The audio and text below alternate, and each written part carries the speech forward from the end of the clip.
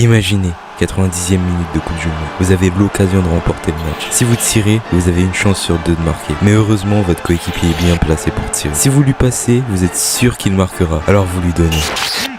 Non, je rigole, vous tirez.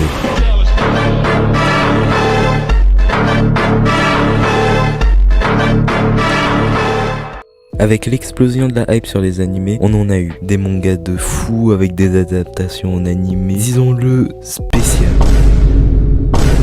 Quand je dis ça, je pense à Tokyo Ghoul avec son animé qui ne respecte même pas le manga, à TPM qui a eu une saison 2 éclatée, ou à Berserk qui... ouais... Bon, parmi cette longue liste d'animés décevants, il y a Blue Lock, l'animé qui nous intéresse. L'anime qui m'avait sûrement le plus hype pendant sa sortie, et même avant parce que les bons animés de sport, c'est pas courant. À vrai dire, avant Blue Lock, pour moi, il y en avait que 2 potables, IQ et Kuroko no Basket. Et me parlez pas d'Inazuma Eleven, c'est un anime hyper mignon. Alors dans cette vidéo, je vais vous expliquer pourquoi vous ne devez surtout pas regarder Blue Lock.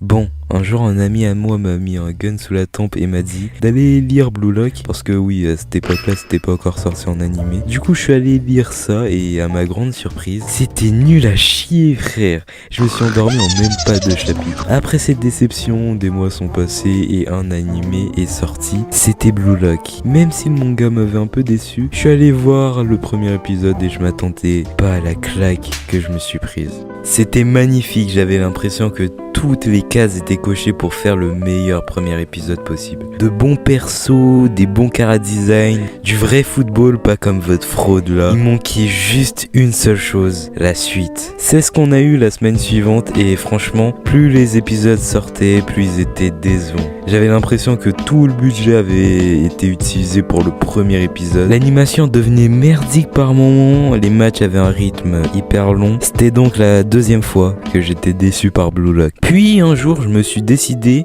de repartir regarder les scans du manga.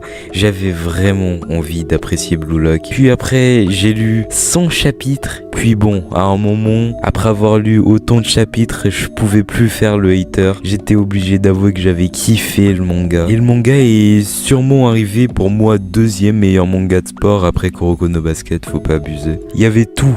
Les dessins étaient stratosphériquement bons, le personnage principal qui passe de harcelé à harceleur et sans oublier, il y avait le match. Que ce soit l'enjeu du match, c'est-à-dire la survie du Blue Lock, la mise en page et le déroulement de tout le match, tout était incroyable. Tous les joueurs avaient l'occasion de briller et ça c'est une chose que vraiment j'ai kiffé avec Blue Lock.